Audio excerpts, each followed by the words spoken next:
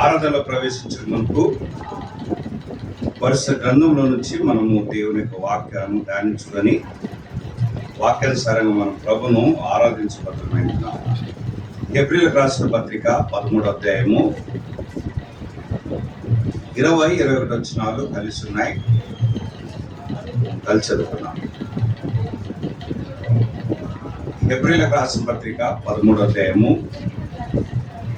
20-21 వచనాలు కలిసి చదువుకున్నాం. గొర్రెల గొప్ప కాపరి అయిన యేసు అను మన ప్రభువును నిత్యమైన నిబంధన సంబంధమైన రక్తమును బట్టి మృతుల నుంచి లేపిన సమాధానకర్త దేవుడు యేసుక్రీస్తు ద్వారా తన దృష్టికి అనుకూలమైన దాన్ని మనలో జరిగించు ప్రతి మంచి విషయంలోనూ తన చిత్త ప్రకారము చేయుటకు మిమ్మల్ని స్థిరపరచును గాక. యేసుక్రీస్తుకు యుగములకు మహిమ కలుగును గాక. ఆమేన్. చదివిన లేఖన భావము దేవుడు మన వినికిలో దీవించును గాక. ఈరోజు ప్రత్యేకత ఏంటంటే ఈరోజు పాస్టర్స్ డే. ఇంకా కొంచెం చెప్పాలంటే పాస్టర్స్ అప్రిసియేషన్ డే. ఎంతమంది విశ్వాసులు గుర్తుందో లేదో కానీ, కాబట్టి యేసు ప్రభు కూడా కాపరి అని చెప్పాడు. కాపరి అనే తెలుగు పదానికి అర్థం ఏంటంటే ఇంగ్లీష్లో పాస్టర్ అంటారు, తెలుగులో ఏమంటారు? కాపరి అంటారు. కాబట్టి ఆయన గొర్రెల గొప్ప కాపరి అని రాయబడింది. కనుక మన దేవుడు గొప్ప దేవుడు, ఆయన చేసే కార్యాలు గొప్పగా ఉంటాయి దేవుని వాక్యం రాయబడింది. ఇంకా హెబ్రీ రాసిన పత్రికలో గొప్ప అనే పదము మనకు చాలా చాలా చోట కనిపిస్తుంది. గొప్ప రక్షణ అని రాయబడింది. ఇంకా అలాగూ గొప్ప అనే పదము మనకు హెబ్రీ పత్రికలో చాలా సందర్భాలు కనిపిస్తుంది. సరే, మెట్టుకు ఆయన మనకు గొప్ప కాపరి అయినాడు. ఈ గొప్ప కాపరి ఏం చేస్తున్నాడు అని అంటే అక్కడ రాయబడింది, క్రీస్తు ద్వారా, యేసు క్రీస్తు ద్వారా తన దృష్టికి అనుకూలమైన దానిని మనలో జరిగించు. కనుక దేవుని దృష్టికి ఏదైతే అనుకూలమైనదో దానిని మనలో ఆయన జరిగిస్తున్నాడు అని రాయబడింది. అంటే అది కూడా దేవుని ప్రమేయం ద్వారా జరుగుతుంది. ఇది మొదటిది. రెండోది, ప్రతి మంచి విషయంలోనూ తన చిత్త ప్రకారం చేయటకు మిమ్మల్ని స్థిరపరచును కాక. అందును బట్టి కింద రాయబడింది, యేసుక్రీస్తుకు యుగయుములకు మహిమ కలిగిన కాక. అంటే దేవునికి ఎందుకు మహిమ కలగాలి? ఎందుకు దేవుని మనం మహిమపరచాలంటే ఈ రెండు కారణాలు బట్టి. ఆయన గొప్ప కాపురకుడు ఏం చేస్తున్నాడంటే, ఒకటి, తన దృష్టికి అనుకూలమైన దానిని మనలో జరిగిస్తున్నాడు ఒకటి. రెండోది, ప్రతి మంచి విషయంలో తన చిత్త ప్రకారం చేయటకు మనలను స్థిరపరుస్తున్నాడు, సిద్ధపరుస్తున్నాడు. కనుక మనం ఏదైనా మంచి విషయాలు చేస్తున్నాము, దేవుని చిత్త ప్రకారం చేస్తున్నామంటే అది కూడా మనలో జరిగించేది, కార్యసిద్ధి కలిగజేసేది, అలా చేయాలని స్థిరత్వం కలిగజేసేది, సిద్ధపరిచేది ఎవరు అంటే అది కూడా దేవుడే. కనుక అందుని బట్టి మనం ఆయనకు యుగయుములకు మనము మహిమ చెల్లించాలి. ఇది మొదటిది. ఆయన గొప్ప కాపరుకుండి రెండు కార్యాలు చేస్తున్నాం. దాన్ని బట్టి మనం ఏం చేయాలంటే ఆయనకు మహిమ చెల్లించాలి అని దేవుని వాక్యం ద్వారా మనం చూస్తున్నాం. ఇది మొదటి విషయం. తర్వాత రెండోది చూద్దాం. చూడండి, మొదటి పేతురు రాసిన పత్రిక 2వ అధ్యాయం 24-25 వచనాలు. మన పాపముల విషయమై చనిపోయి నీతి విషయమై జీవించినట్లు ఆయనే తానే తన శరీరమందు మన పాపములను మ్రాను మీద మోసుకొనెను. ఆయన పొందిన గాయముల చేత మీరు స్వస్థత నొందితిరి. మీరు గొర్రెల వలె దారి తప్పిపోతిరి, కానీ ఇప్పుడు మీ ఆత్మల కాపరియు అధ్యక్షుడునైన ఆయన వైపునకు మళ్ళీ ఉన్నారు. కనుక మనం ఎవరము అంటే దారి తప్పిపోయిన వారం, గొర్రెల వలె దారి తప్పిపోతుంది. కనుక నీతిమంతులు లేడు, ఒకరు లేరు, అందరూ త్రోవ తప్పిపోయారని.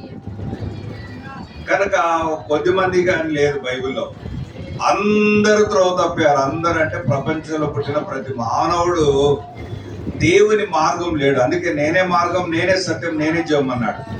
అంటే క్రీస్తు మార్గంలో దేవుని మార్గం లేదు. క్రీస్తు మార్గం అని ఉంది బైబిల్లో, దేవుని మార్గం అని ఉంది, నేనే మార్గం అని ఉంది. మనం ఆ మార్గం లేకుండా మనము త్రోవ తప్పిపోయాం. దేవుని వాక్యం రాయబడింది, ప్రతి వాడు తన ఇష్టానుసారంగా రాయబడింది. కనుక మనం గతంలో మన ఇష్టం వచ్చినట్టు జీవించాం, ఇష్టం వచ్చినట్టు చేసాం, ఇష్టం వచ్చిన క్రియ చేసాం, ఇష్టం వచ్చిన పనులు చేశాం. అటువంటి దారి తప్పిన మనలను యేసు ప్రభువుకు రాయబడింది, మన పాపల విషయమై చనిపోయాడు, మనము నీతి విషయమై జీవించినట్లు ఆయన ప్రాణం మీద మన పాపలను ప్రాణం మీద మోసుకున్నాడు. కనుక మనల్ని తిరిగి ఆయన మార్గంలోనికి నడిపించడానికి కొరకై, తప్పైన వారిని వెనక రక్షించడానికి ఆయన లోకానికి చనిపోయి సమాజం తిరిగి లేచి ద్వారా ఏమైందంటే ఇప్పుడు మనము దేవుని మార్గంలోనికి వచ్చాము. రక్షణ మార్గం అని కూడా దేవుని వాక్యం రాయబడింది.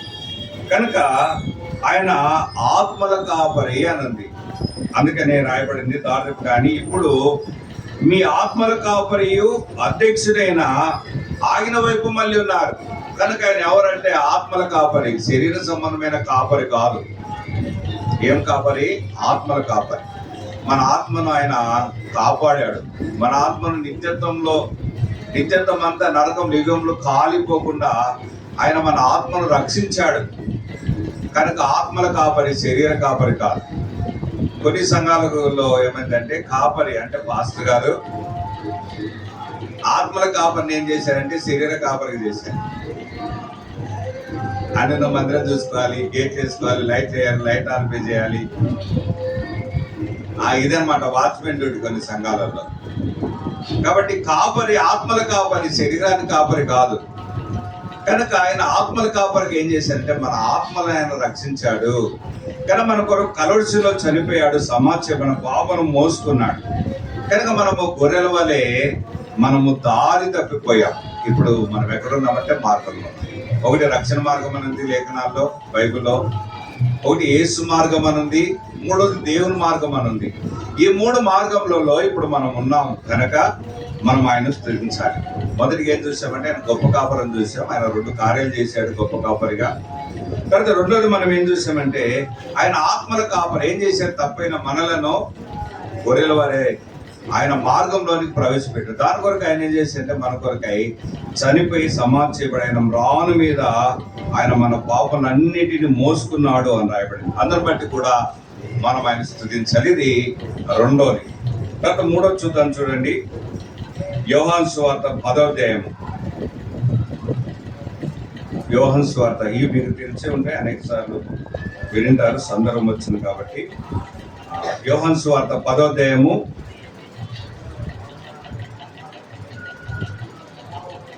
11 వచనం లేక 10వ వచనం 10-11. హత్యను వచ్చును గాని మరి దేనికి రాడు? గొర్రెలకు జీవం కలుగుటకును అది సమృద్ధి కలుగుట నేను వచ్చిందని మీతో నిశ్చయంగా చెప్తున్నాను. నేను గొర్రెలకు మంచి కాపరిని. మంచి కాపరి గొర్రెల కొరకు తన ప్రాణం పెట్టెను. జీతగాడు గొర్రెల కాపరి కాడు గనక గొర్రెలు తన కానందున తోడేలు వచ్చి చూసి గొర్రెలను విడిచిపెట్టి పారిపోను. తోడేలు ఆ గొర్రెలను బట్టి చెదరగొట్టును. కనుక ఇక్కడ రాయబడింది ఇంకా 13 కూడా, జీతగాడే కనుక గొర్రెను గురించి లక్ష్యం చేయకు, నేను గొర్రెలకు మంచి కాపరి. మొదటిగా ఆయన గొప్ప కాపరం చూసాము, రెండోదిగా ఆయన ఆత్మల కాపరం చూసాము, మూడోదిగా ఆయన మంచి కాపరి. మంచి కాపరి ఏం చేస్తాడు అంటే రాయబడింది గొర్రెల కొరకు మంచి కాపరి గొర్రె తన ప్రాణము పెట్టును అని రాయబడింది. కనుక ప్రపంచంలో మన కొరకు ఎవరు ప్రాణం పెట్టలేదు. ఒకవేళ అంటారేమో ఫార్మాలిటీకి ఏమని, అవసరమైతే నీ కొరకు ప్రాణం ఇస్తానని అంటారు, అంతే. ఎవ్వరు కనుక వాళ్ళు అన్నదమ్ములు కానీ, అక్కచెల్లెలు కానీ, భార్య భర్తలు కానీ, తల్లిదండ్రులు కానీ, స్నేహితులు కానీ ఎవరైనా సరే ఏమైనా ఇస్తారేమో కానీ ప్రాణం ఇవ్వరు. ఎందుకంటే ప్రతి వారికి ప్రాణం అంటే ప్రీతి ఎక్కువ. నేను గుంటూరు గవర్నమెంట్ హాస్పిటల్లో బైక్ యాక్సిడెంట్ అయ్యి దాదాపు 11 రోజులు ఉండాల్సి వచ్చింది. నా పక్క పెట్టిలో ఒక అతను పెద్ద వయసు అయినా ఒక 65-70 సంవత్సరాలు ఉంటాయి. ఆయన వాళ్ళ భార్య ఉన్నారు. డాక్టర్స్ ఏం చేశారు, నీకు ఆపరేషన్ కావాలి, బ్లడ్ తెచ్చుకోండి అని అన్నారు. ఎవరైనా ఉంటే వాళ్ళు ఏం చేశారంటే ఆ ఉన్న 11 రోజులలో వీళ్ళని చూడడానికి ఒక్క రాలేదు. వాళ్ళ కుటుంబ సభ్యులు కానీ బంధువులు కానీ స్నేహి ఎవ్వరు రాలేదు. ఒకరోజు ఏం చేశారంటే ఆయన ఆపరేషన్కి రెడీ అయ్యి, ఆయనకు ఆల్రెడీ గ్రీన్ డ్రెస్ కూడా ఉంటుంది కదా, అది కూడా తొడిగించేశారు. ముందు రోజు చెప్పారు, మీరు మీ గ్రూప్ ఇది సార్ బ్లడ్ తెచ్చుకోండి అని చెప్పారు. ఏమైంది, ఆపరేషన్ రేట్ అన్ని తీసుకెళ్ళిపోయారు. మళ్ళీ ఏం చేశారు, ఆపరేషన్ చేయకుండా ఎందుకు పంపించారు ఏంటంటే, వాళ్ళు రేపు పలాని టైంకి ఆపరేషన్ చేసి బ్లడ్ తెచ్చుకోమంటే ఆ టైంకి ఆయన వాళ్ళకి ఏం లేదు, బ్లడ్ లేదు, ఎవ్వరు బ్లడ్ ఇవ్వలేదు. ఒక ప్యాకెట్ రక్తము ఎవ్వరు పుట్టినప్పటి నుంచి వాళ్ళ కొడుకులు ఏమయ్యారో, కూతుర్లు ఏమయ్యారో, మనవాళ్ళు ఏమయ్యారో, మనవరాలు ఏమయ్యారో, అల్లులు ఏమయ్యారో తెలియదు మనకు. వాళ్ళ ఊరోళ్ళు ఏమయ్యారు, ఇరు పక్కన మొక్కలు కూడా బ్లడ్ ఇవ్వలేదు. ఏం చేస్తారు బాబు, డిశ్చార్జ్ చేసుకుని వెళ్ళిపోయారు. తర్వాత ఏమైందో తెలియదు. నేను కడప జిల్లాలో సుండుపల్లెలో సేవ చేసినప్పుడు మందిరం పక్కన ఒక రెస్పాన్స్ బ్రదర్ వాళ్ళ ఇల్లు ఉంది. మందిరం చేపలన్నీ ఏం చేశారంటే బాగా వాష్ చేసి ఆ ఇంటి పై నుంచి కిందికి తీశారు, ఆరిపోతుందని. ఆ సిస్టర్ గారికి పాపం వీక్నెస్ ఎక్కువ, రక్తం తక్కువ బాడీలో. రెస్పాన్స్ బ్రదర్ వాళ్ళ భార్య ఏమైందంటే దానికి పిట్ట కూడా లేదు. దానికి కొంచెం గాలి వస్తే ఆమె పడిపోయింది. అదృష్టశావతి ఏంటంటే, అదృష్టమైన పదం బైబుల్ లేదనుకోండి, ఆ చాప మీద పడి చాప ఎంబడి జారి కింద పడింది. డైరెక్ట్ కింద పడి ఉంటే అంతే, చాప ఎంబడి జారింది. ఆ చాప కూడా అక్కడ ఏదో ఎత్తుకున్నందున ఇట్లా స్ట్రైట్గా లేకుండా చాప ఇట్లా క్రాస్గా ఉంది. ఆమె ఇలా క్రాస్గా జారి పడిపోయింది. తిరుపతి హాస్పిటల్ తీసుకెళ్ళిపోయారు. వాళ్ళు ఏం చెప్పారంటే బ్లడ్ కావాలని చెప్పారు. ఆమె అదే ఊళ్ళో పుట్టి అదే ఊళ్ళో పెరిగి అదే సంఘానికి ఒక బాధ గల సహోదరుని భార్య అయితే, ఆ సంఘంలో ఎవ్వరు ఏమీ ఇవ్వలేదు, బ్లడ్ ఇవ్వలేదు. చూడండి, మళ్ళీ ఆయనకు దేవుని మందిరం అంటే ప్రేమ కలిగి ఇల్లు మందిరం పక్కనే కట్టుకున్నాడు. అంత ఆసక్తి ఇల్లు అంటే మందిరం పక్కనే. లాస్ట్ గౌరవించాడంటే ఆ సంఘ సేవ కాపరు ఎవరు, నేను వెళ్ళి తిరుపతికి వెళ్ళి బ్లడ్ ఇచ్చాను అంటే కాపరికి ఉంటది, మిగతా వాళ్ళకు ఉండదు. అది విషయం అంతే. యేసు ప్రభు ఆయన మంచి కాపరి. ఏం పెట్టాడు మనందరి కొరకై? ప్రార్థన పెట్టాడు. దానికి ఎవరు పెడతారు? మిమ్మల్ని అడగండి, మీ భర్త చాలా బాగా ప్రేమిస్తాడు అనుకోండి, ఓసారి అడగండి, ఏమండి నా కొరకు ఒకసారి ప్రాణం ఇస్తావా అని అనిపిస్తుంది. మరి మీ భార్యని అడగండి, ప్లీజ్ నా కొరకు ఒకసారి చచ్చిపోవా అని చచ్చిపోతుందే. నువ్వు లేకుండా ఏమైనా చేసుకొని బతుకుతాను కానీ నీ కొరకు ఏం పెట్టానో, ప్రాణం పెట్టాను. డైలాగ్లు అంతే, నీ కొరకు ప్రాణం ఇస్తాను. ఎవరు పెట్టారు? కాబట్టి మా నాన్న ప్రభుని అంగీకరించినప్పుడు వెలివేశారు మా నాన్న ఒకే మాట అన్నాడంట, నేను లేదు, మా నాన్న పెళ్లి కాకుండా జరిగింది. మీరు నా కొరకు ఎవరు ప్రాణం పెట్టలేదు, యేసు ప్రభు ప్రాణం పెట్టాడు. మీరు ఎవరు యాక్షన్ వేయలేదు, కాబట్టి నాకు దేవుడే కావాలని వచ్చేసాడు. ఇంట్లో కట్టుబడాలి. కాబట్టి ఎవరు మన కొరకు ప్రాణం పెట్టారు అనుకుంటున్నారేమో. నీ భర్త, నీ భార్య, తమ్ముడు, అక్క, చెల్లి, కొడుకు, కూతురు, బంధువులు ఎవరు ప్రాణం పెట్టారు. పెట్టింది ఎవరు? యేసు ప్రభు. అందుకే దేవుని వాక్యం రాయబడింది, మనం అందరికంటే ఎక్కువగా ఆయన ఎందుకు ప్రేమించాలంటే ఆయన మన కొరకు ప్రాణం పెట్టాడు కాబట్టి మంచి కాపరిగా ఆయన మన కొరకు ప్రాణం పెట్టాడు. మరి దేవుని స్తుతించకుండా ఎలా ఉండగలం చెప్పండి? కొంతమంది దేవుని స్తుతించరు, ఆరాధన చేయరు. కాబట్టి దేవుని కొరకు చనిపోతే ఎంత కృతజ్ఞత కలిగి ఉండాలి, దేవుని సరికి ఎంత త్వరపడి రావాలి, దేవుని ఎంత కృతజ్ఞత పూర్వముతో దేవుని మనం స్తుతించాలి, ఎంత గణపరచాలి. ప్రభావం ఒక వ్యక్తి మనకు చిన్న మేలు చేస్తేనే, బ్రదర్ నువ్వు చేసిన మేలు నీ జీవితంలో మర్చిపోలేమని ఫార్మాలిటీగా అంటాం కదా, అలాంటి యేసు మన కొరకు ప్రాణం పెట్టాడే, మనం ఎంత కృతజ్ఞత కలిగి జీవించాలి ప్రతి క్షణం. కాబట్టి ఆయన మంచి కాపరిగా మన కొరకు ప్రాణం పెట్టాడు. కాబట్టి మనం కృతజ్ఞతగా మనం ఆయన స్తుతించాలి, కనపరచాలి. కనుక కింద రాయబడింది, ఆయన ఏం చేశాడు? ప్రాణం పెట్టడమే కాదు, ఆయన సమృద్ధి జీవమునివ్వడానికి వచ్చాడు. గొర్రెలకు జీవమునివ్వడానికి ఆయన, ఇంకా కింద రాయబడింది, సమృద్ధి జీవానికి ఇవ్వడానికి వచ్చాడు. కనుక కాపరికి జీతగానికి వ్యత్యాసం ఉంది. చూద్దాం కింద 12. జీతగాడు గొర్రెల కాపరి కాడు గనక గొర్రెలు తనవి కానందున తోడేలు వచ్చి చూసి గొర్రెను విడిచి పాడిపోను. తోడేలు ఆ గొర్రెలను పట్టి చెరపండి.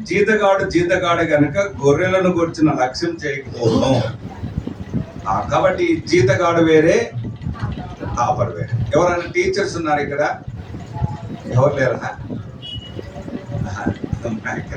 మీరు టీచరేనా? మీ స్టూడెంట్స్ వాళ్ళందరి ఇల్లు మీకు తెలుసా? తెలియదు. మీరేం చేస్తారు? మీ టైంకి వెళ్తారు, వాకింగ్ చెప్తారు, మీకు నెలకు జీతం ఇస్తారు అంతే. కానీ కాపరు అలా కాదు. ఒక మీటింగ్ టైంకి వచ్చి వాకింగ్ చెప్పి వెళ్ళి మీకు నాకు సంబంధం లేదు అనడం కాదు. కనుక ప్రతి సందర్భంలో ఆ సంఘ కాపరికి బాధ్యత ఉంటుంది కదా. మీ ఇల్లు కాపరి తెలుసు, మీకు మంచికి వస్తాడు, చెడుకు వస్తాడు,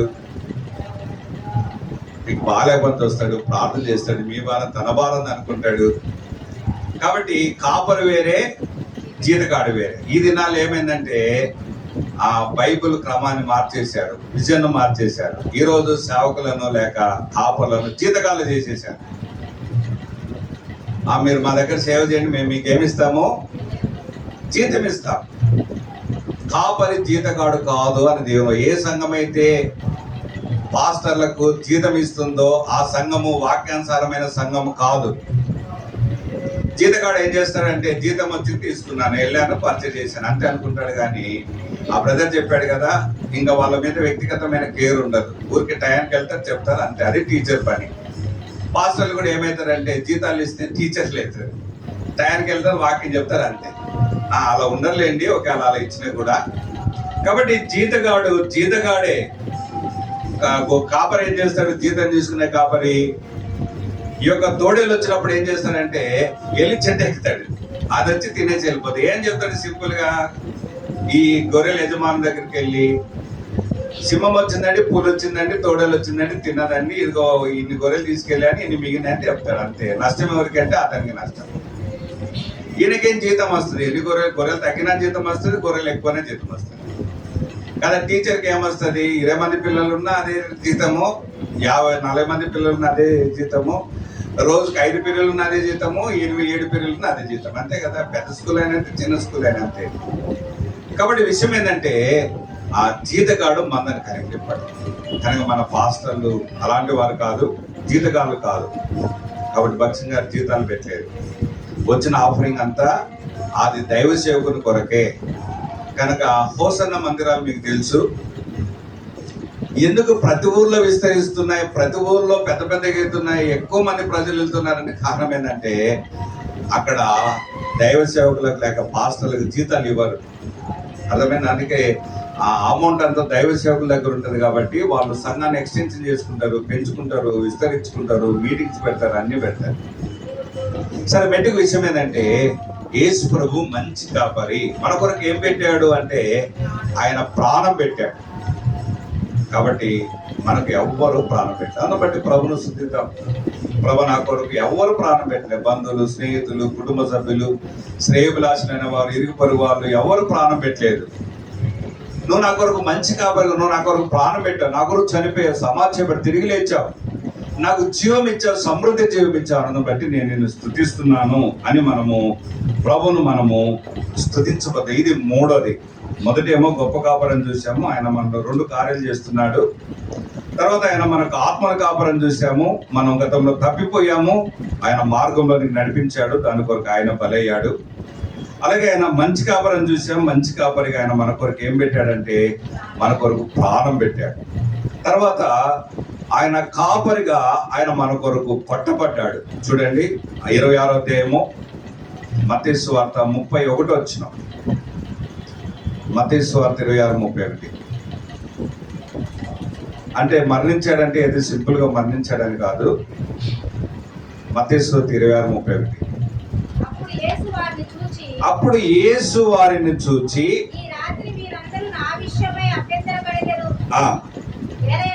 ఏలైనగా ఆ గొర్రెల కాపరిని కొట్టుదురు, మందలోని గొర్రెలు చెదిరిపోవడం రాయబడినది కదా. ఆ రాత్రి ఏ రాత్రి అంటే యేసు ప్రభు అప్పగింపబడ్డ రాత్రి. కానీ ఏం చెప్పాడు యేసు ప్రభు అంటే ఆ కాపరిని కొట్టుదురు, గొర్రెలు చెదిరిపోతాయి. ఎవరు కాపరి? యేసు ప్రభు. ఆయన కొట్టారు అని దేవుని వాక్యం రాయబడింది. కనుక ఎప్పటి నుంచి ఎక్కడి వరకు అంటే, మీరు ఫ్యాషన్ ఆఫ్ ద క్రైస్ట్ చూసారో లేదో తెలియదు, అది పాపమేం కాదు, తప్పేం కాదు. మేము వీళ్ళ విశ్వాసులు ఉన్నప్పుడు మా సేవకుడు అబ్రాం గారు, క్షమించండి, గాబ్రియల్ అంకుల్ వాళ్ళ అబ్బాయి ఇక్కడ వెనక పనులు రూపస్ అన్న వాళ్ళ డాడీ ఏం చేశారంటే, మందిరంలోనే పెద్ద టెలివిజన్ తీసుకొచ్చి ఆ ఫ్యాషన్ ఆఫ్ ద క్రైస్ట్ సంఘానికి అంతా చూపించాడు. అందులో గెస్సిమనే తోటలో యేసుప్రభు అప్పగించబడిన మొదలుకొని యేసుప్రభు తిరిగి లేచేంత వరకు ఉంటుంది అది. అందులో వాళ్ళు ఏమని ఇస్తారంటే, గుండె సంబంధమైన రోగాలను చూడదండి. ఎందుకంటే ఆయన శిలువ శ్రమలు అంత భయంకరంగా చూపిస్తారు. అందులో యేసుప్రభుని ఎన్నిసార్లు చూపిస్తారు. కానీ అది కేవలం 2.5 గంటలే చూపించారు, కానీ యేసుప్రభు 2.5 గంటలే శ్రమ పొందలేదు. ఆయన సాయంకాలము గెస్సిమనే తోటలో ఆయన పట్టుకున్నారు.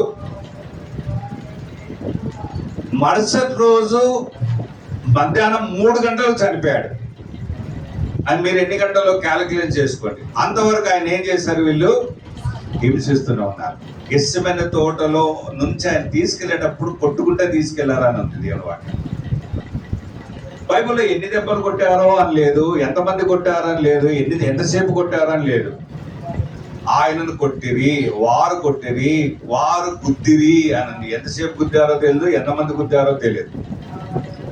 ఒకవేళ 10 దెబ్బలు కొట్టారంటే ఒక దెబ్బ ఇంత ఉంటుంది, దాని ఎఫెక్ట్ 10 దెబ్బల కింద మనం అంచనా వేసుకోవచ్చు. కానీ ఏం లేదు, బైబిల్లో ఎంతమంది కొట్టారని లేదు, ఎంతసేపు కొట్టారని లేదు, ఎన్ని దెబ్బలు కొట్టారని లేదు.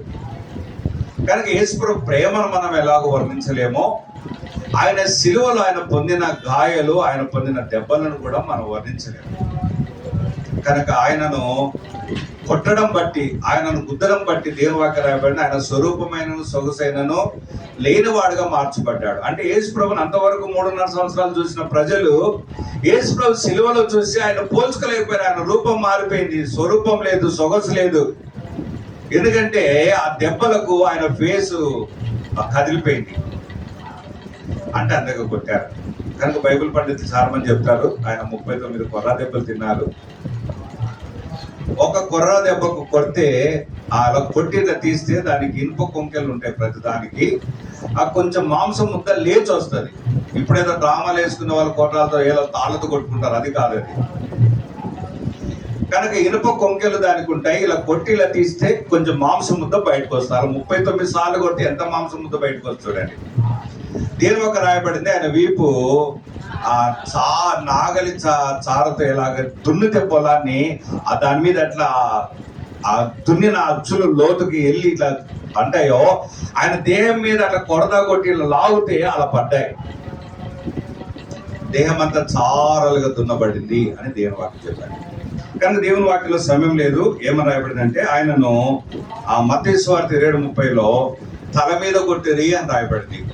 అలాగే యోహాను సువార్త 19:3లో ఆయనను అరచేతులతో కొట్టిరి అని రాయబడింది. తర్వాత మత్తయి సువార్త 27:26లో ఆయన కొరడాలతో కొట్టిరి అని రాయబడింది.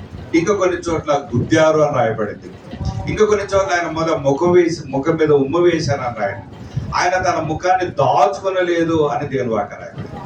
కనుక యేసు మన కొరకై కలుషలో కొట్టబడ్డాడు అని దేవుని వాక్యం చెప్తుంది. ఎందుకు? ఆయన మన కొరకు కాపరిని కొట్టుదురు, గొర్రెలు చెడిపోతారు. కనుక యేసు ప్రభు శిరశ్రమలన్నీ ఎందుకొరకంటే మన కొరకు మాత్రమే అనే విషయాన్ని మనం జ్ఞాపకం చేసుకున్నాం. తర్వాత 5వదిగా ఇది దైవ సేవకులకు లేక పాస్టర్లకు సంబంధించి ఆయన గురించి చూద్దాం. 1 పేతురు పత్రిక 5వ అధ్యాయము 4వ వచనం. 1 పేతురు పత్రిక 5వ అధ్యాయము 4వ వచనం. ఆయన ప్రధాన కాపరి అని రాయబడింది. ప్రధాన కాపరి ప్రత్యక్షమైనప్పుడు మీరు వాడబారని మహిమా కిరీటం పొందుదురు. చాలు. కాబట్టి ఇక్కడ ప్రధాన కాపరి అంటే చీఫ్ అన్నమాట, చీఫ్ పాస్టర్. అంటే మంత్రులు చాలా మంది ఉంటారు, ప్రతి డిపార్ట్మెంట్ మంత్రులు ఉంటారు, హోమ్ మినిస్టర్, ఎడ్యుకేషన్ మినిస్టర్, అలా ప్రధానికి ఉంటారు. కానీ చీఫ్ మినిస్టర్ ఒకరు ఉంటారు, అర్థమైందా? అంటే ఆయన వీళ్ళందరి మీద హెడ్. అలాగే ఆ కాపర్లు, నేను మీ దైవ సేవకుడు, మేము కాపర్లము, మా అందరి మీద ఆయన పెద్ద కాపరి, ప్రధాన కాపరి, చీఫ్ కాపర్ పాస్టర్ అనమాట ఆయన. కాబట్టి ఆయన ప్రధాన కాపరి ప్రత్యక్షమైనప్పుడు అంటే రెండోసారి వచ్చినప్పుడు మీరు వాడబారిన మహిమ కిరీటం పొందారు. ఎవరైతే దేవుని సేవలు ప్రయోజనపడతారో, కష్టపడతారో వాళ్ళకి ఆయన ప్రత్యక్షమైనప్పుడు ఏం చేస్తారంటే మహిమ కిరీటం ఇస్తారు. ఆయన ప్రధానంగా కనుక ఈ తలంపులు మన వీటిలో జ్ఞాపకం చేసుకొని ఆయన కాపరిగా మనకు చాలా చేశాడు. మనము మన సమయాన్ని బట్టి కొన్ని మాత్రం చూసాం. ఆయన గొప్ప కాపరిని చూసాం. ఆయన 2 కార్యాలు మన కొరకు చేశాడు కనుక తనకు అనుకూలమైంది మనలో జరిగిస్తున్నాడు. అదే ప్రతి మంచి విషయంలో తన చిత్తానుసారంగా చేయటకు మనం సిద్ధపరుస్తున్నాడని చూసాం. కనుక 2 ఆయన ఆత్మల కాపరిగా ఒకప్పుడు మనము దారి తప్పిపోయాం. యేసు మన కొరకు చనిపోయి సమాధి చేయబడి తిరిగి లేచి ద్వారా మళ్ళీ తిరిగి ఆయన మార్గంలోనికి మనకు వచ్చాం. ఆయన మన శరీరాన్ని కాదు మన ఆత్మలకు కాపరి. మన ఆత్మలను కాపాడుతున్నాడు, భద్రపరుస్తున్నాడు. నిత్యత్వంలో నరకంలో కూడా ఉండకుండా మన ఆత్మను రక్షించాడు. అందుకనే పేతురు పత్రికలో రాయబడింది మీరు ఆత్మరక్షణ పొందొచ్చు అనండి. ఏం రక్షణ?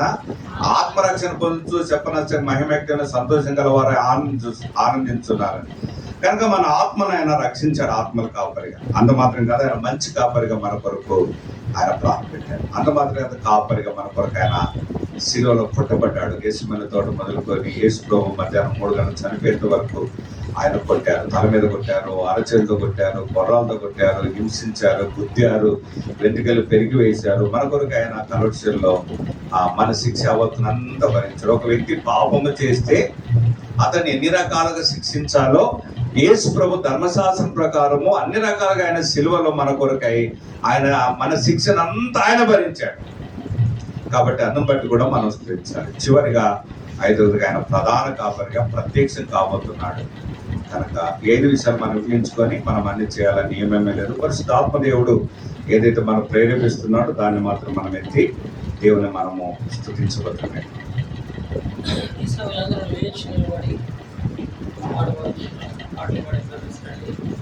గాయములను నా కొరకే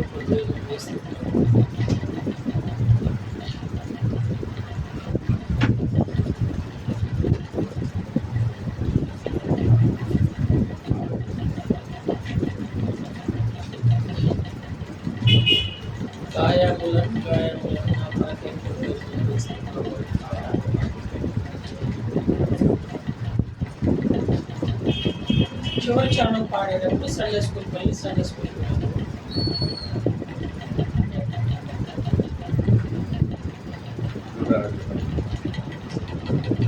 169, 167.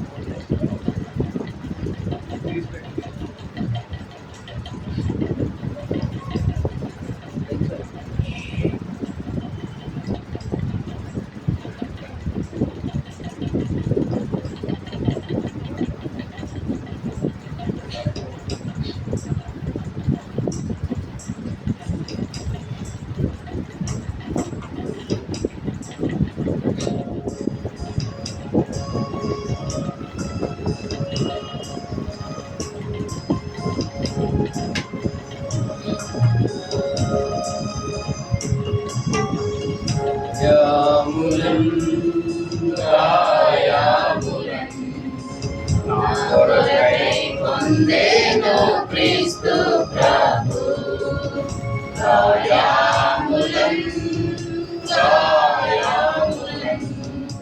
నా కొరకై పొందెను క్రీస్తు ప్రభు స్వరూపమైన సొగసైన లేదు దుఃఖ భరితుడాయను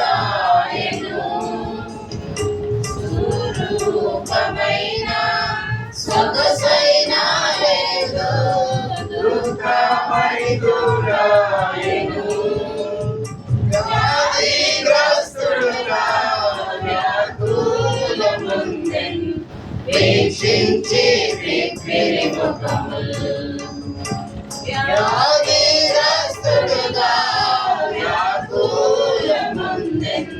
వీక్షించి పిప్పిరి ముఖముల్ గాయములన్ గాయములన్ నా కొరకై పొందేను క్రీస్తు ప్రభు గాయములన్ గాయములన్ నా కొరకై పొందేను క్రీస్తు ప్రభు మా రోగములను మా దుఃఖములను మనకై తానే భరించే మా రోగములను మా దుఃఖములను మనకై తానే భరించే మాతావాడేను బాధింపబడెను ఎంతో శ్రమలుండే మనకై మాతావాడేను బాధింపబడెను ఎంతో శ్రమలుండే మనకై గాయములన్ గాయములన్ నా కొరకై పొందేను క్రీస్తు ప్రభు గాయములన్ గాయములన్ నా కొరకై పొందేను క్రీస్తు ప్రభు మాయాతిక్రమ క్రియలను బట్టి మరినలుగా కొట్టబడెను మాయాతిక్రమ క్రియలను బట్టి మరినలుగా కొట్టబడెను తాను పొందిన దెబ్బల ద్వారా స్వస్థత కలిగే మనకు తాను పొందిన దెబ్బల ద్వారా స్వస్థత కలిగే మనకు గాయములన్ గాయములన్ నా కొరకై పొందేను క్రీస్తు ప్రభు గాయములన్ గాయములన్ నా కొరకై పొందేను క్రీస్తు ప్రభు పాపము కపటము లేదు ప్రభునందు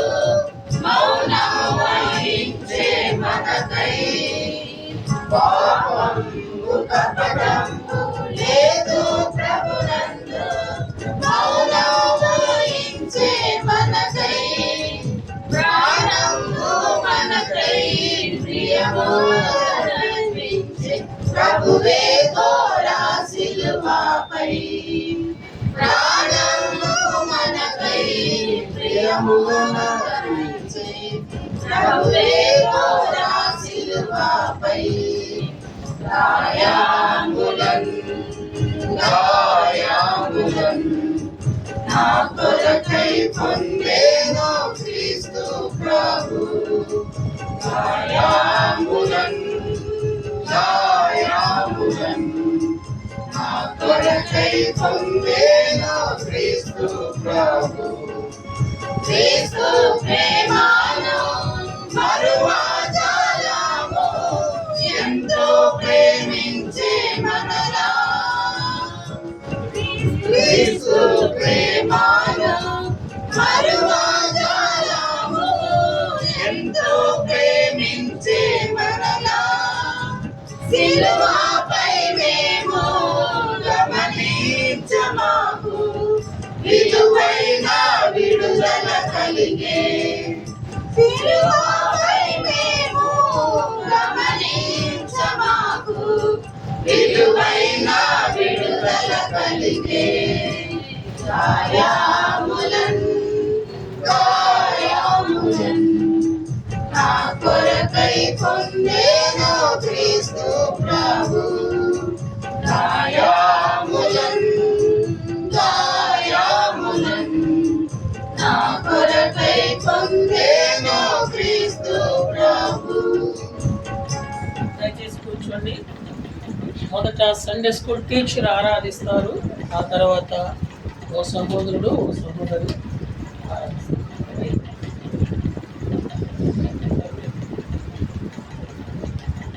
ప్రమాణముతో కలిగిన మా ప్రియ పట్ల వివాహమైన 10వ నెల 2వ పరిషత్తుల వరకు నన్ను కూడా సజీవురాలుగా